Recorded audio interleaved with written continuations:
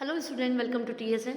Student Infrastructure chapter number 8 12th class Indian Economy second term course का ये 7th video है हमारा, sorry 6th video है, जिसके अंदर ये लास्ट हमारा कंक्लूजन निकल रहा है इसके अंदर कि urban rural and poor rich divided जो है वो कम्प्लीटली हम इसके अंदर पढ़ेंगे। पहले मेडिकल हेल्थ केयर की मैंने पढ़ा दिया, इसके अंदर एक क्वेश्चन जरूर बनेगा मेडिकल हेल्थ केयर पे। सो प्रीवियस वीडियो अगर जब तक आप नहीं देखेंगे आपको समझ नहीं आएगा। So urban rural and poor rich divide में आता है through 70% of India's population live in rural areas.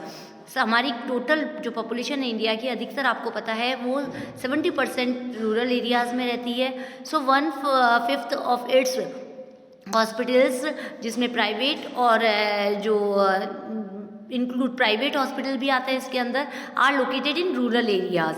So rural India has only about half of the number of dispensary out of about 7.13 lakhs bed in government hospital में है। Only 30% are available in rural areas.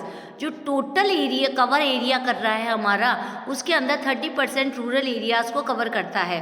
So people living in rural areas do not have sufficient medical infrastructure. This has lead to difference. So government hospitals roughly 30% are available in rural areas. So people living in rural areas do not have sufficient medical infrastructure. This has led to difference of the health status of people. जब India को अगर हम पूरा लेते हैं तो आधी जनता हमारी गाँवों में निवास करती है, जबकि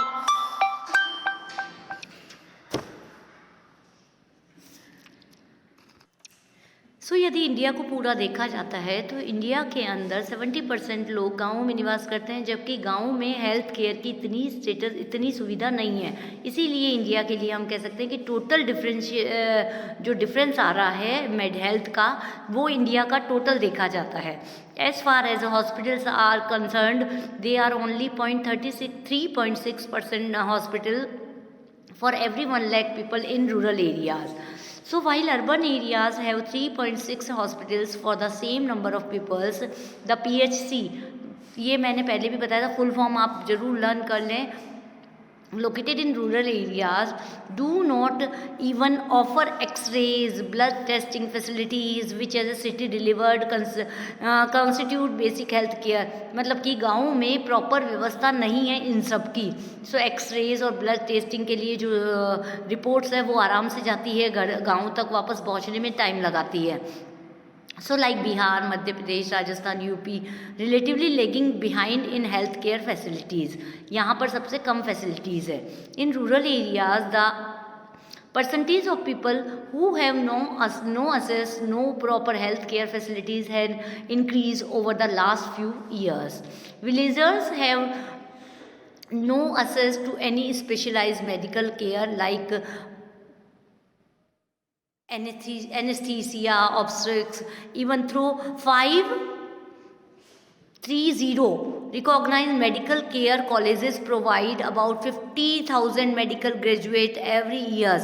आपको पता है यहाँ पर बेरोजगारी का जो स्तर है वो इन रेशियो को देख के पता चलता है। Medical graduate every year, the shortage of doctors in rural areas, while 1/5 of these doctors graduate leave the country for the better monetary prospects। मतलब लोग बाग क्या काम करते हैं, गाँव में नहीं जाना चाहते हैं, वो पैसे के लिए काम करते हैं। many others opt for private hospitals में ज्वाइन करना पसंद करते हैं, which are mostly located in urban areas। so ये सारी पॉसिबिलिटीज़ को देखते हुए इंडिया के अंदर हेल्थ केयर फैसिलिटीज़ बहुत नीचे जा रही है।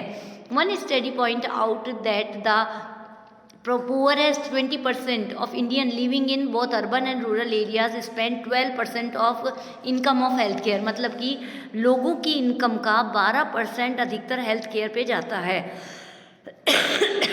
Sorry, while the rich spend only 2%, जबकि जो अमीर होते हैं वो 2% ही खर्च कर पाते हैं। What happened when the poor will sick? क्या होगा जब गरीब आदमी बीमार पड़ता है? Many have to sell their land or even place their children's afford treatment। Since government-run hospitals do not provide sufficient facilities, the poor are driven to private hospitals। क्यों गरीब को क्या होता है जब वो 12% खर्च कर रहा है, इसे आप अच्छी तरह समझे, और अमीर 2%। क्यों? क्योंकि वहाँ पर गवर्नमेंट हॉस्पिटल में यदि वो जाता है तो उसको वहाँ पर क्या होता है, पूरी फैसिलिटीज़ नहीं मिलती और वो अपनी इनकम का सबसे ज़्यादा परसेंट हेल्थ फैसिलिटीज़ पे खर्च करता है, which make them indebted forever, इसीलिए वो हमेशा कर्ज में रहता है। दे ऑप्ट टू डाई, और लास्ट में उनके पास ऑप्शन होता है मरने का। So Indian government have been taken various initiative to improve health care, collect the details and reviews in the classes. अब आता है next women health. Women health के लिए इंडिया के अंदर कहीं भी ये नहीं कहा गया है कि अलग से प्रोग्राम्स चलते हैं। Women constitute about half of the total population in India. They suffer many disadvantages as compared to men in the area of education, participation in economic activities and health care. हमें पता है कि women का जो हिस्सा है उसे काफ़ी जगह सफ़र करना पड़ता है, चाहे वो मेडिकल फैसिलिटीज़ हो, चाहे पार्टिसिपेशन इन इकोनॉमिक एक्टिविटीज़ हो, चाहे हेल्थ केयर हो। So the declaration of in child sex ratio in our country 9:7 in 2001 and 919 in 2011 point of growing indicate of female 40 sizes। So girls के लिए यहाँ पर जो बिटवीन एज बताई है 15 से 19 साल की, are not only married but have already born child at least once, मतलब कि एक बच्चा तो उस समय हो जाए। More than 50% of married women in the age group of 15 to 49 years have anaemic, वो न्यूट्रिशन एनीमिया होता है उनको, मतलब कि आयरन डेफिशिएंसी हो जाती है उनमें। तो ये सारी चीज़ें बताई गई है। अब आता है health is vital public goods and a basic human right. सबके लिए है हेल्थ, क्या है, एक पब्लिक राइट, ह्यूमन राइट है। All citizens can get better health facilities in public health services are decentralisation success in the long term battle against disease depend on education efficiency of health infrastructure. ये सबके लिए ज़रूरी है। सो यहाँ student infrastructure का जो conclusion निकलता है अब पूरे लेसन का, वो मैं कंप्लीटली बता देती हूँ कि infrastructure both economic and social दोनों तरह से होता है। It is essential for the development of a country. Infrastructure के थ्रू ही ये देखा जाता है कि हमारी कंट्री कितनी डेवलप्ड है।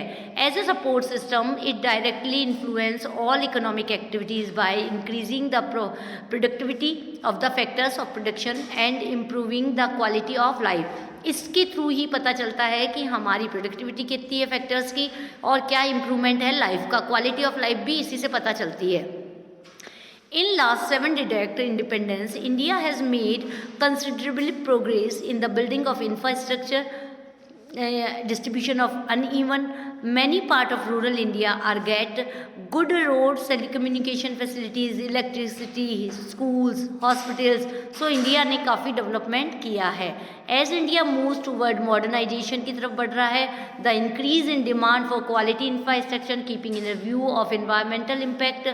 So हम यहाँ पर कह सकते हैं कि पॉलिसीज़ बनाई जो गवर्नमेंट ने वो काफ़ी अच्छी है और इसके थ्रू इंडिया काफ़ी आगे बढ़ा है। So energy and health is the main. It is clear that there is a scope of equal access to infrastructure to all. So student complete this chapter. इसका रिकैप आप अच्छी तरह से देखेंगे, इसमें सारा रिकैप बता देती हूँ मैं एक बार। Infrastructure is a network of physical facility to public services and with the social infrastructure is equally important to support it. ये दोनों तरह से सपोर्ट करता है, सोशल और physical. It is an important basis of economic development of the country. यही एक चीज़ है जो कि डेवलपमेंट को बताती है। यदि इंफ्रास्ट्रक्चर ज़्यादा हुए तो नेचुरल है कंट्री डेवलप्ड कर रही है।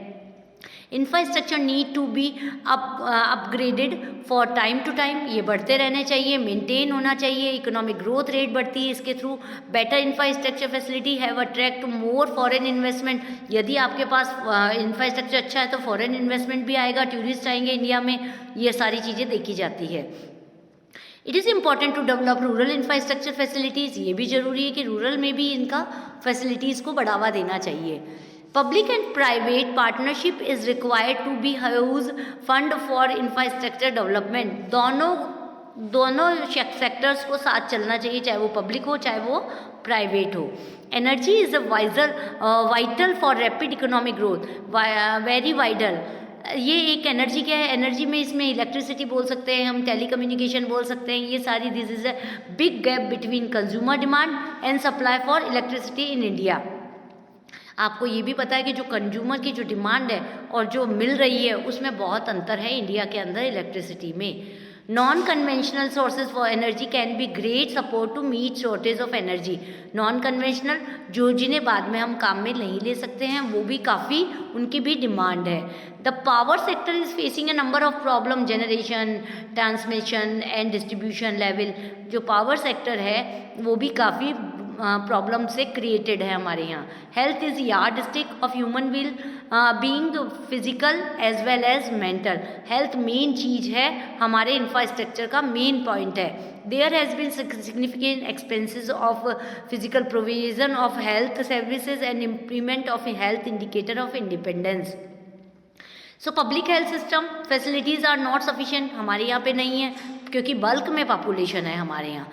There is a wide gap between rural urban areas, between poor and rich, utilisation health facilities, ये सारी चीज़ें भी इसके अंदर आती है। Women health across the country has become a matter of great concern with report to increasing cases, female fertilizers and mortality।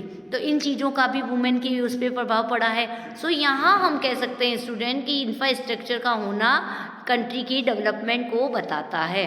सो ये complete हो गए हमारे 2 चैप्टर्स, 1 चैप्टर और बचा है वो कंप्लीट करा देंगे। Till then thank you.